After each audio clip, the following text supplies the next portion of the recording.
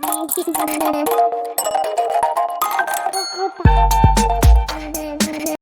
Everyone, इस video में बात कर लेते हैं हिंदुस्तान कॉपर लिमिटेड की। क्विकली एनालिसिस देख लेते हैं। चैनल को लाइक एंड सब्सक्राइब करना मत भूलिएगा। तो यहाँ पे आप देख रहे होंगे हिंदुस्तान कॉपर में आज फॉलिंग देखने को मिली है।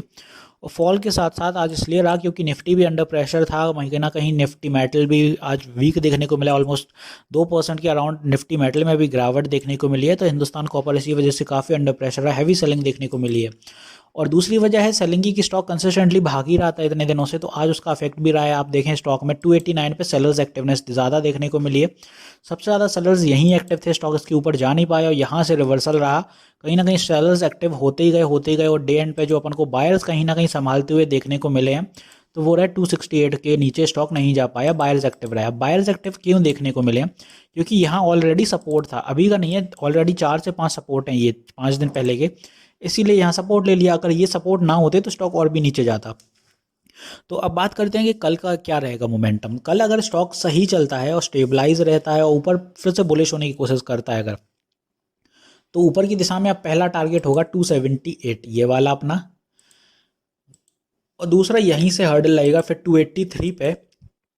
और तीसरा अपना रहेगा 289 या 290। ये अपने 3 टारगेट हैं, शॉर्ट टर्म टारगेट ले रहे हैं अपन। क्योंकि जिस हिसाब से आज सेलिंग देखने को मिली है, तो कहीं ना कहीं हिंदुस्तान कॉपर भी एक अंडर प्रेशर फेस कर सकता है कल भी।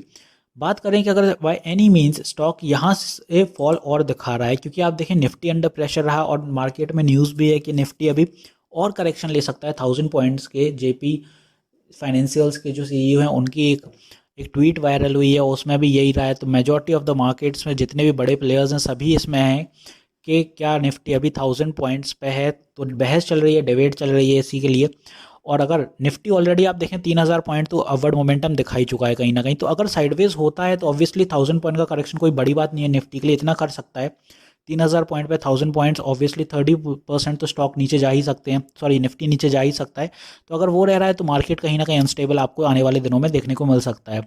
अब बात कर लें कि कल सपोर्ट कहाँ रहेगा हिंदुस्तान कॉपर में, तो कल के दिन अगर ये सपोर्ट ब्रेक होता है 266 का, तो पहला सपोर्ट आपको ज़्यादा नहीं 263 तक स्टॉक थोड़ा सा सेलिंग देखने को मिल सकती है। फर्दर अगर ये लेवल भी ब्रेक होता है तो फिर स्टॉक आपका आएगा 255 तक। 255 सस्टेन नहीं कर पाया तो फिर 250 मान के चलेंगे अपन, साइकोलॉजिकल लेवल है। और 250 के बाद फिर स्टॉक आएगा नीचे 239, यहाँ तक ऐसे आ सकता है स्टॉक नीचे। अब ये भी मैं क्यों बोल रहा हूँ हिंदुस्तान कॉपर में, क्योंकि आप देखें हिंदुस्तान कॉपर को सिर्फ अगर आप यहाँ 26 अक्टूबर से पकड़ें, जहाँ से स्टॉक में बुलिश हुआ था, और मार्केट भी 26 अक्टूबर से ही बुलिश हुआ था। आप कोई भी चार्ट उठा के देख लीजिए किसी भी स्टॉक का, निफ्टी, बैंक निफ्टी, सारे ही स्टॉक्स और इंडेक्सेस जितने भी हैं सब 26 अक्टूबर से ही बुलिश हुए थे। तो अगर यहाँ से अगर आप हिंदुस्तान कॉपर को पकड़ते हैं तो आप देखेंगे अभी तक स्टॉक ने 112% के रिटर्न्स निकाल दिए।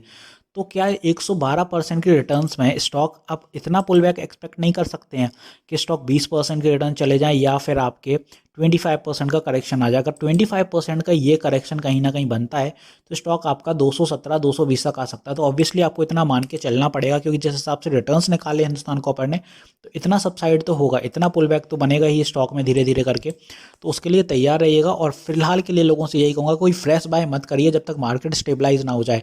क्योंकि अगर निफ्टी ने 21,500 ब्रेक कर दिया तो मेजॉरिटी ऑफ द स्टॉक्स फिर नीचे जाएंगे अनस्टेबलाइज के साथ और पैनिक सेलिंग शुरू हो जाएगी। तो होपफुली अब यहाँ हिंदुस्तान कॉपर में मैंने सारी चीज़ें क्लियर कर दी होंगी। मिलते हैं नेक्स्ट वीडियो में। This is me Shubham Yadav signing off.